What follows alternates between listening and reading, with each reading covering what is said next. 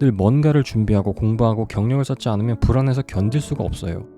인티제들은 일반 회사원으로서 직장생활을 한다는 것이 여간 어려운 일이 아닐 겁니다. 보통 일반적인 직장인들은 3년마다 회사 때려치고 싶다 이런 강렬한 열망에 휩싸인다고들 하는데요. 인티제들은 그 주기가 훨씬 짧을 것으로 예상됩니다. 저 같은 경우는 입사하고 1개월. 왜 그런 걸까요? 인티제들은 누구의 지시와 명령을 받으면서 종속적인 지위를 감내하는데 매우 취약한 성향이기 때문입니다. 그런데 추구하는 이상적인 혹은 바람직한 모습은 또 지나치게 비현실적이어서 괴리되어 버리는 경우가 대부분입니다. 그런데 현실을 수용하는 능력도 매우 부족합니다. 그래서 현실을 부정하여 이상 속에서 뜬구름 잡으면서 살거나 아니면 내가 처한 현실을 전복하기 위해서 뼈를 깎는 노력을 하게 됩니다. 그런데 인생은 우리 마음대로 되지 않습니다. 나의 유전자가 충분히 탁월하지 않아서이거나 시기와 때가 맞지 않았거나 아니 우리 사회가 구조적으로 불합리하기 때문일 겁니다. 이 인티제들은 이 럭키 마운틴보다 더 거대한 이상과 현실과의 커다란 괴리를 목도하면서 자신을 탓하고 또 세상을 탓하면서 살아가게 됩니다. 그렇다고 여기에 굴복한다면 인티제가 아니겠죠. 끝도 없는 자기 비하 그리고 자기 비판을 거치면서 이제 다 글렀어, 이젠 다 틀렸어 라고 낭망하는 것도 잠시 어느새 정신을 차려보면 자신을 단련하기 위해 채찍질을 하고 있습니다. 도저히 이 현실에 대한 불만족을 견디기 어렵기 때문이죠. 과연 이게 건강한 걸까? 뭔가 단단히 문제가 있는 건 아닐까라는 생각이 들던 차에 학교에서 무료로 심리 상담을 해준다기에 참여했습니다.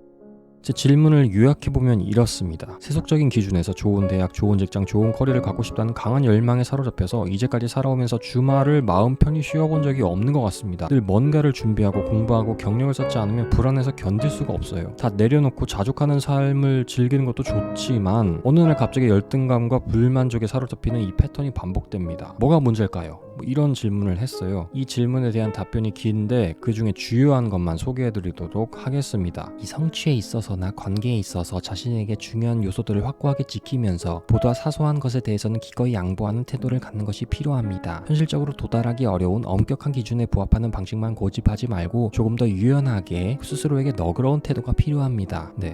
나 자신에게 너그러운 태도가 필요하다. 이 말이 참 와닿네요. 그리고 나 자신에게 너그러워지기 위해서는 먼저 나에게 중요한 삶의 요소와 덜 중요한 삶의 요소를 식별하는 게 필요하겠습니다. 나에게 중요한 삶의 요소는 지키고 발전시키기 위해 종전과 같이 치열하게 노력하되 그 외의 것들은 적당히 내려놓는다면 나 자신에게 조금은 너그러워질 수도 있을 것 같아요. 그런데 문제는 인티제에게 그 중요한 삶의 요소를 꼽아보라고 하면 그 가지수가 너무 매우 많을 것이라는 점입니다. 그래서 별로 그렇게 도움이 되지 않는 조언이지만 나 자신에게 너그러워질 필요 있겠다.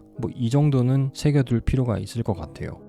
그리고 상담사분이 자신의 사례를 공유해 주셨어요. 본인도 박사 과정을 하는 기간 매우 힘든 시간을 보내셨다고 하셨어요. 신체적으로는 면역 기능이 저하되고 심리적으로는 과도한 스트레스가 만성적으로 지속되면서 소진 상태에 이르렀던 것 같습니다. 그러면서 이렇게 조언을 해주셨습니다. 열심히 치열하게 살아가는 것과 이제까지 갈망해온 것들을 다 내려놓고 자족하는 삶, 이 둘 중에 택일 해야 되는 것보다는 그 둘 간의 균형을 맞추는 것이 필요합니다. 예를 들어 학업이나 업무에 몰입하고 집중하는 시간과 죄책감 없이 휴식하고 재충전하는 시간을 정해두는 것도 도움이 되겠습니다. 인티제 회사원들이 가장 두려워하는 단어가 뭘까요? 아마도 물경력일 겁니다. 내가 비록 지금 회사원이 되어버리긴 했지만 회사원 중에서도 능력 있는 회사원이 될 거야. 이런 열망은 버리지 못했을 거기 때문이죠. 나의 커리어가 물경력이 되어서 나중에 갈 데 없어서 이직도 못하고 그렇게 고인물이 되어서 후배 직원들에게 옛날 얘기나 하면서 내 무능력을 스스로 입증하게 될 그런 직장인으로서의 미래를 상상하면 그냥 괴로움에 밤잠을 설치게 될 겁니다. 그래서 인티제들은 어떤 방식으로든 자신의 가치를 높이기 위한 활동을 하게 되는 겁니다. 이 시간에도 수많은 인티제들은 어디선가 치열하게 자신의 갈증을 해소하기 위해 삽질을 아마 하고 있을 겁니다. 그런데 수십 년간 그렇게 살다 보면 지치는 시기가 옵니다. 그때 인티제들은 마치 해탈이라도 한 듯,